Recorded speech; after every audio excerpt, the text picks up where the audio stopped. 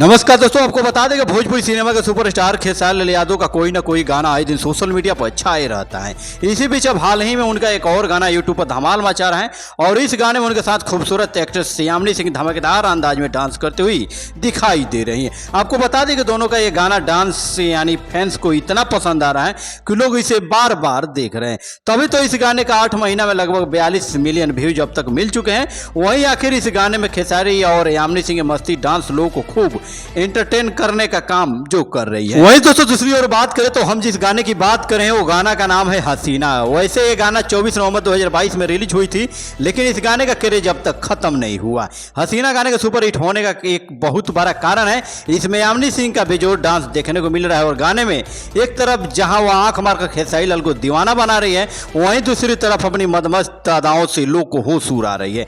आपको बता दें कि गाने में उनके डांस के साथ साथ उनकी खूबसूरती पर भी लोग फिदा हो रहे हैं। इस गाने का वीडियो देखकर आपके भी पैर थिरकने पर मजबूर हो जाएंगे और अभिनेत्री के बोल्ड अदाएं दर्शकों को दिल की धड़कन बढ़ा रही है और वहीं खेसारी का रॉकिंग लुक और शॉर्ट बटन खोल बॉडी दिखाने वाला अंदाज फैंस को काफी पसंद। वहीं दोस्तों बात करें तो आपको बता दें कि हसीना को खेसारी लाल यादव ने भोजपुरी सिंगर अनुपमा के साथ मिलकर गाया है और छोटू यादव ने इसके लिरिक्स लिखे हैं।